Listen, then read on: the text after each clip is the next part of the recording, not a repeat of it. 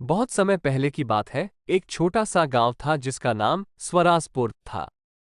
ये गांव भारत की स्वतंत्रता के पहले का था, जब देश अंग्रेजों के अधीन था। गांव के लोग मेहनती और ईमानदार थे, लेकिन वे स्वतंत्रता के लिए तरसते थे। इस गांव में तीन अच्छे दोस्त रहते थे, राहुल, सविता और अमन। ये तीनों एक ही कक्षा में पढ़ते थे और हमेशा नई चीजें सीखने की कोशिश करते थे। राहुल के दादाजी एक स्वतंत्रता सेनानी थे और अक्सर उन्होंने अपनी कहानियों से बच्चों को प्रेरित किया। एक दिन दादाजी ने गांव के सभी बच्चों को बुलाया और स्वतंत्रता संग्राम की कहानियां सुनाईं। उन्होंने बताया कि कैसे महात्मा गांधी और अन्य नेताओं ने अहिंसा और सत्याग्रह के माध्यम से देश को आजादी दिलाई। इन कहानियों ने राहुल, सविता और अमन के मन में देशभक्ति की भावना जगा दी। अगले दिन ये तीनों दोस्त स्कूल गए और वहां के शिक्षक श्री शर्मा जी से स्वतंत्रता के महत्व के बारे में पूछने लगे।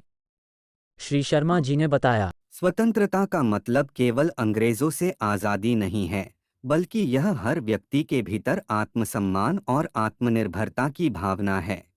उन्होंने बच्चों से कहा कि वे अपनी पढ़ाई पर ध्यान दें और अच्छे नागरिक बने ताकि देश का भविष्य उज्जवल हो सके। उस दिन से राहुल, सविता और अमन ने ठान लिया कि वे कुछ ऐसा करेंगे जिससे उनके गांव और देश का नाम रोशन हो। उन्होंने अपने स्कूल में एक नाटक की योजना बनाई जिसका विषय था स्वतंत्रता की उड़ान। इस नाटक के माध्यम से वे स्वतंत्रता सेनानियों के संघर्ष और बलिदान को दिखाना चाहते थे। नाटक की तैयारी जोर शोर से शुरू हुई। गांव के सभी बच्चे उसमें शामिल हो गए। राहुल ने भगत सिंह का किरदार निभाया, सविता ने रानी लक्ष्मीबाई का और अमन ने चंद्रशेखर आजाद का। नाटक के लिए सभी ने खूब मेहनत की और अपने किरदारों को जीवंत बना दिया। स्वतंत्रता दिवस का दिन आया और गांव में बड़ा उत्सव मनाया गया। गांव के लोग सुबह से ही तिरंगे के नीचे इकट्ठा हुए। प्रधान जी ने झंडारोहण किया और राष्ट्रगान गाया गया। इसके बाद बच्चों का नाटक शुरू हुआ। नाटक में सभी स्वतंत्रता सेनानियों के संघर्ष और उनकी वीरता को देखकर लोगों की आंखों में आंसू आ गए। राहुल, सविता और अमन ने अपने अभिनय से सबको मंत्रमुग्ध कर दिया। नाटक के अंत में उन्होंने सभी दर्शकों से आग्रह किया कि वे अपने देश की स्वतंत्रता को बनाए रखने के लिए एकजुट होकर काम करें और देश को प्रगति के पथ पर आगे बढ़ाएं। इस नाटक ने न केवल गांव वालों को प्रेरित किया, बल्कि बच्चों में भी एक नई ऊर्जा का संचार किया।